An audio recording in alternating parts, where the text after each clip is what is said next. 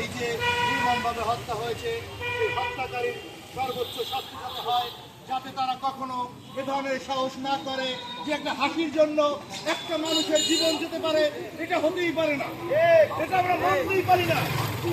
হাসা আমার নিজের অধিকার। ডাক্তাররা বলেন যে হাসলে হার্ট ভালো থাকে, সেখানে যদি হাসলে আমার জীবন চলে যায় তাহলে এখানে তো আর কিছু করার থাকে না, তাহলে কি হাসিও বন্ধ করে দেবো? তাহলে দেশ কি এভাবে চলে যাবে? স্বাধীনতা দিয়েছি মেয়েদেরকে, তাই বলে এভাবে স্বাধীনতা দেয় নাই যে হত্যাকাণ্ডের মতো তারা ঘটনা ঘটাবে।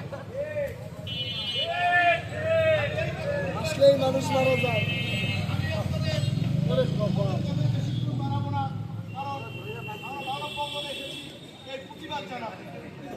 এই প্রতিবাদ জানিয়ে আমরা জানিয়ে দিতে চাই যে সারা বিশ্বের, সারা বাংলাদেশের সকল ছাত্ররা কিন্তু এক। আপনারা কেউ এমন করে ভুল করবেন না, ছাত্রকে এত ছোট ভাববেন না। ছাত্র আন্দোলন থেকে কিন্তু শুরু হয়েছিল ভাষা আন্দোলন, সেখান থেকে মুক্তি স্বাধীনতার আন্দোলন, সেখান থেকে কিন্তু 5ই আগস্টের এই আন্দোলন। ছাত্রের বাইরে কেউ থাকে না। এই পর্যায়ে আমি সংক্ষিপ্ত আকারে বক্তৃতা দেওয়ার জন্য আমি আহ্বান জানাবো যুগ্ম আহ্বায়ক মিজানুর রহমান। করে মেরে ফেলা হয়েছে। আমরা তার যে আত্মার শান্তি কামনা করতেছি এবং তার আত্মা যাতে শান্তি পায় সেই জন্য সরকারের কাছে অনুরোধ করব, যাদেরকে ইতিপূর্বে গ্রেপ্তার করা হয়েছে, যারা এই সংশ্লিষ্টের সাথে জড়িত, সকলকে সর্বোচ্চ শাস্তি যাতে ফাঁসি দেওয়া হয়। একটা মানুষকে কিভাবে শুধুমাত্র একটি হাসির জন্য মৃত্যুবরণ করতে হয়েছে আমরা দেখেছি। আমরা চাই না এই ঘটনা দ্বিতীয়বার এই দেশে ঘটুক, যেখানে বাংলাদেশ দ্বিতীয়বারের মতো স্বাধীন হয়েছে। আমরা এরপর আর কোনো সহিংসতা দেখতে চাই না। আমরা চাই সকলে মিলেমিশে বসবাস করতে। কোনো অবস্থান থাকতে পারে না, থাকবে না। আমরা এই জেলার চাই সহিংসতা নয়, আমরা স্বাধীনভাবে এই বাংলাদেশে বাঁচতে চাই।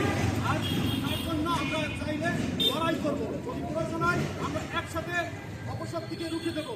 ধন্যবাদ সকলকে। ধন্যবাদ মিজানুর রহমানকে। এই পর্যায়ে বক্তৃতা দিয়ে আসছেন সিনিয়র যুগ্ম আহ্বায়ক এডভোকেট এনামুল হক রাসেল, ক্রিয়া সংস্কৃতি সংগঠন। আপনারা খুব বারান্দার পরিবেশে এখানে দাঁড়িয়ে আছেন। আপনারা জানেন ঢাকায় দেশীয় বিশ্ববিদ্যালয়ের মেধাবী ছাত্রদল নেতা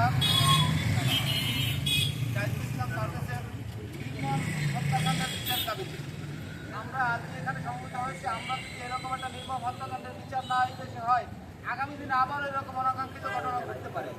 আমরা এই মানববন্ধনের মধ্য দিয়ে আমাদের সমাজ ব্যবস্থা, আমাদের রাষ্ট্র ব্যবস্থা, আমাদের বিচার বিভাগকে এটা জানিয়ে দিতে চাই, এইরকম নির্মম হত্যাকাণ্ডের তদন্ত বিচার হোক এবং সেটা সর্বোচ্চ শাস্তি ফাঁসি হোক, যাতে করে এই ছাত্রদল নেতা পারভেজের আত্মার শান্তি কামনা করছি, যাতে করে আগামী দিনে এরকম অনাকাঙ্ক্ষিত ঘটনা ঘটানোর সাহস অন্য কেউ না পায় এবং আইনের প্রতি সবাই শ্রদ্ধাশীল থাকে। এই বলে আমার বক্তব্য শেষ করছি।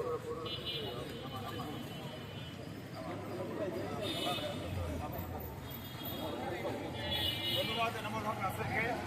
এ পর্যায়ে আপনাদের সামনে কিছু বলার জন্য বিনীতভাবে অনুরোধ জানাচ্ছি পটুয়াখালী ক্রিয়া সাংস্কৃতিক সংসদের পৌর আহ্বায়ককে, আরিফ হোসেনকে কিছু বলার জন্য আপনাদের সামনে বিনীতভাবে অনুরোধ জানাচ্ছি।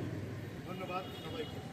আসলে আজকে এই মানববন্ধন এই লক্ষ্যে, একটা মানুষ যদি একটা হাসির জন্য তার জীবন দিতে পারে, তাহলে এই স্বাধীন বাংলায় বাস করার আমাদের কোনো অধিকার নেই। এই মানুষ হাসতেই পারে, এই হাসি নিয়ে তো একটা জান দিতে পারে না। একটা জীবনের মূল্য, একটা হাসির মূল্য।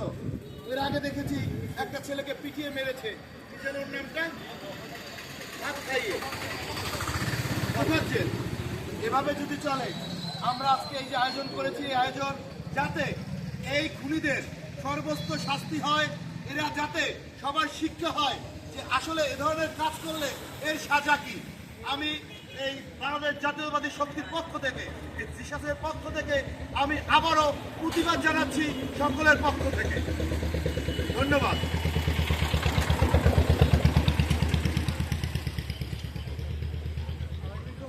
আচ্ছা, সকলের অনুমতি নিয়ে আজকের এই মানববন্ধন এবং এই দোয়া অনুষ্ঠান এইখানেই সমাপ্তি ঘোষণা করলাম।